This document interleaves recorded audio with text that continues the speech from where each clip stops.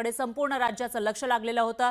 ती सुनावणी आज पार पडली आणि माजी मंत्री माणिकराव कोकाटे यांच्या शिक्षेला कोर्टाने स्थगिती दिलेली नाहीये। त्यामुळे त्यांच्या आमदारकीवर टांगती तलवार आहे। पण माणिकराव कोकाटेंना जामीन मंजूर झालाय, त्यामुळे त्यांची अटक टळलेली आहे। तर कोकाटेंना 1 लाखाच्या जात मुसलक्यावर जामीन मंजूर करण्यात आला आहे। आज हायकोर्टामध्ये ही सुनावणी झाली। नाशिकमधील सदनिका घोटाळा प्रकरणात कोकाटेंना नाशिक सत्र न्यायालयानं 2 वर्षांच्या तुरुंगवासाची शिक्षा सुनावली होती। त्यांच्या विरोधात अटक वॉरंट सुद्धा जारी झालं होतं। त्यानंतर नाशिक पोलिसांचं एक पथक अटकेसाठी मुंबईत दाखल झालं होतं। मात्र प्रकृतीच्या कारणामुळे त्यांना अटक करण्यात आली नव्हती आणि आज कोकाटेंना सुनावण्यात आलेल्या शिक्षेच्या विरोधात हायकोर्टामध्ये सुनावणी पार पडली। यामध्ये कोर्टानं माणिकराव कोकाटेंना दिलासा देत जामीन मंजूर केला, पण त्यांच्या शिक्षेला स्थगिती देण्यात आलेली नाहीये।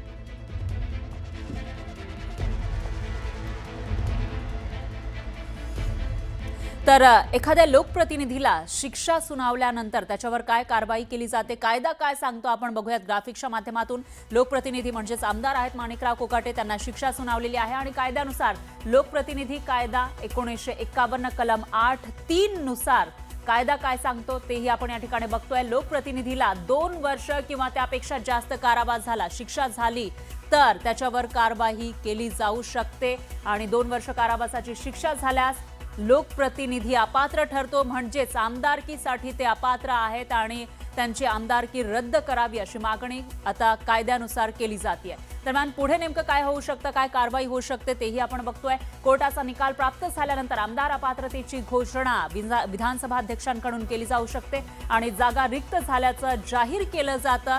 त्यानंतर ही माहिती विधानसभा अध्यक्षांना निवडणूक आयोगाला कळवावी लागते आणि निवडणूक आयोग याविषयीची पुढची जी प्रक्रिया आहे ती पूर्ण करून तिथं निवडणूक घेऊ शकतं आमदारकीसाठी आणि निवडणूक आयोगाला माहिती कळवतात विधानसभा अध्यक्ष ही कारवाई केल्यानंतर आणि त्यानंतर पुढची प्रक्रिया ही सुरू होते। तुम्हाला आठवत असेल तर सुनील केदार यांच्या बाबतीमध्ये तसं घडलेलं होतं।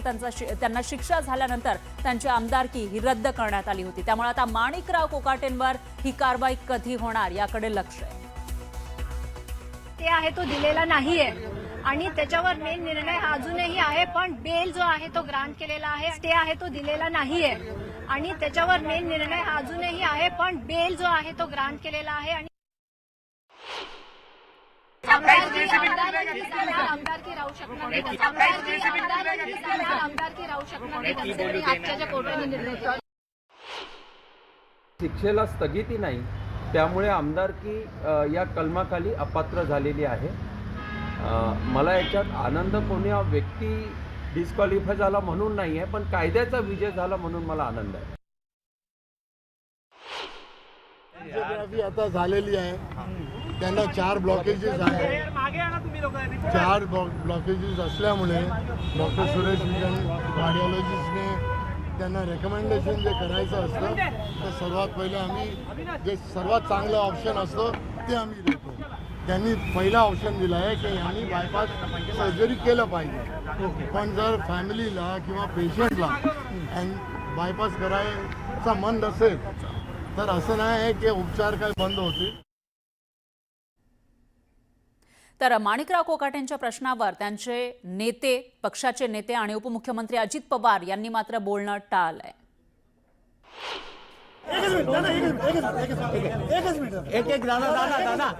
दादा पक्ष प्रवेश आहे दादा, कोकाटेंना जामीन मंजूर झालाय दादा, कोकाटेंचा जामीन मंजूर झाला त्यावर बोला की फक्त दादा। तर अजित पवारांनी या प्रश्नांना बगल दिल्याचं पाहायला मिळालं आहे। दरम्यान सरकारी सदनिका प्रकरणी क्रीडा मंत्री माणिकराव कोकाटे यांची मंत्रिमंडळामधून हकालपट्टी करण्यात आली आहे, पण अशातच आता आणखी एका मंत्र्याची सरकारमधून गच्छंती होणार असा दावा उद्धव ठाकरेंनी केलाय। खरं तर क्रीडा मंत्री माणिकराव कोकाटे यांचा राजीनामा राज्यपालांनी स्वीकारून काही तासही उलटले नाही, तोच हा दावा करण्यात आलाय। त्यामुळे तो मंत्री नेमका कोण अशी चर्चा आता राजकीय वर्तुळात रंगली आहे। खरं तर फडणवीस सरकार सत्तेत येऊन उणे 1 वर्ष झालेला आहे, पण या काळामध्ये 2 मंत्र्यांना वेगवेगळ्या कारणांमुळे राजीनामा देण्याची वेळ आलेली आहे आणि त्यातच आता उद्धव ठाकरेंनी हा दावा केल्यामुळे खळबळ माजली आहे।